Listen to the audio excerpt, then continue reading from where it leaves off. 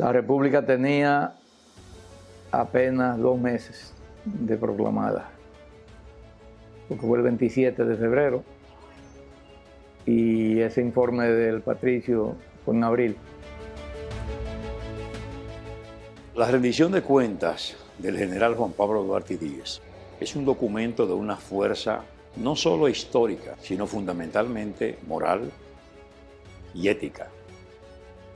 Es la expresión de la responsabilidad del funcionario público, de la persona comprometida con su patria, con su nación. La mirada escrutadora de Duarte, puesta sobre un documento que lo revela como una persona de una irreprochable dignidad. Bueno, había recibido 1.000 pesos fuertes de la época para las tropas. Él fue mandado a comandar, conjuntamente con Santana, ¿verdad?, el Ejército Expedicionario del Sur, con asiento en Sabanagua y Baní. Y entonces, cuando fue a comandar con Santana, entró en diferencia, porque Duarte quería un ataque, una ofensiva contra los haitianos que estaban en Azua. Cuando Duarte le hace más de una vez la propuesta a Santana y Santana no responde, entonces se dirige a la Junta Central Gubernativa y le pide autorización para atacar en Azua a las fuerzas haitianas que estaban allí.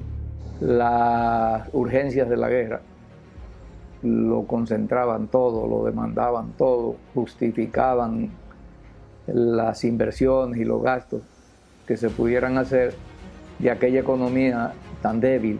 La respuesta de la Junta Central Gubernativa, que era muy proclive a Santana, fue llamar a Duarte con su Estado Mayor a Santo Domingo. Cuando lo llaman intempestivamente, o sea, inesperadamente, es que él rinde cuentas. La grandeza de eso es que no hubo arreglo. Él no hizo una rendición de cuentas arreglada. No, porque él era vertical.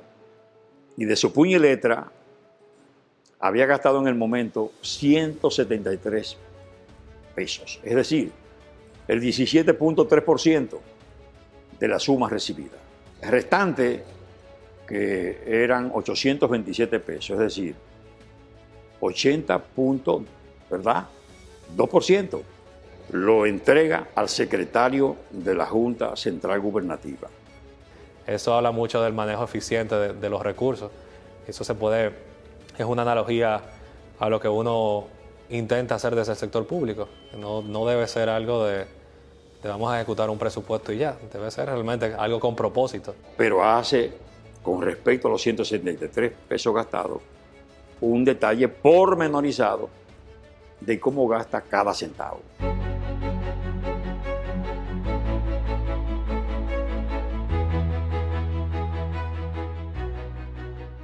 Él detalla, por ejemplo, que determinadas sumas o partidas eran para asistir algunos soldados que enfermaron, otras partidas para adquirir alimentos, ¿verdad? Tenían que comprar animales para sacrificarlos y para darle de comer a las tropas. Bueno, un manejo muy austero de esos 1.000 pesos. Que mire usted que en Jaina con un solo peso resolvió todos sus problemas. Todos esos detalles, de manera pormenorizada, se revelan ahí porque están expresados así en puño y letra del patricio. Y ese documento, por supuesto, es recibido por el secretario de la Junta y él da descargo, porque él lo firma, lo recibe y Duarte lo toma. Sí, bueno, como el padre de Duarte era un próspero comerciante, él tenía entonces un negocio muy importante aquí en la Tarazana, una ferretería, pero esa ferretería de la época también comprendían piezas para las naves marítimas. Entonces Duarte hizo la de tenedor de libros, es decir, él asistía en cuanto a la contabilidad al negocio de su padre.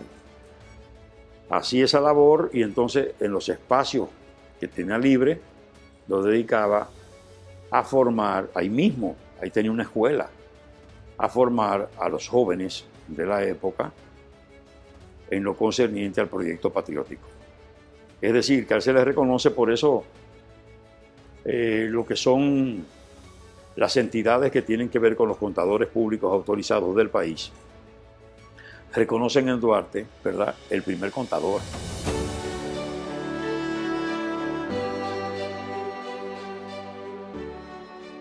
Con eso, él quiso señalar el camino y presentar esa manifestación inequívoca de integridad. Entonces creo que eso manda un mensaje bien claro cuando la cabeza de un movimiento, cuando el líder de un país, como lo fue Duarte, hace ese tipo de acciones. Eso manda un mensaje para todo el resto de esa nueva república. Y cuando Duarte hizo ese gesto, yo me imagino el asombro que provocaría en un país que no conocía de esas normas de ética y de moral, y por eso ese gesto de Duarte queda como herencia, y qué bueno que se conservó la escritura en el Archivo General de la Nación o en los archivos de la República. Rindo cuenta porque soy transparente, porque entiendo que en la administración pública hay que dar ejemplo. Y el ejemplo comienza por quien asume la posición de líder.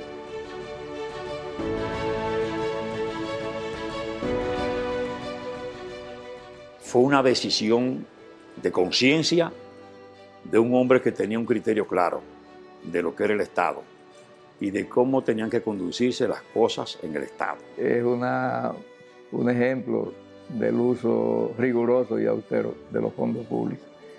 Y se puede asegurar que ni un solo centavo de esos 1.000 pesos fueron a parar a los bolsillos del maestro, que ya eso de por sí es una hazaña. Ha dejado el ejemplo de la pulcritud, de la conciencia de que al Estado se va a servir, concebir el supremo interés de la nación, el alto propósito de servir, el desprendimiento y el uso racional de los presupuestos de las instituciones. Esa aspiración de Duarte y el ejemplo que él dejó, asumido por un número importante de dominicanos y dominicanas, será un factor de cambio.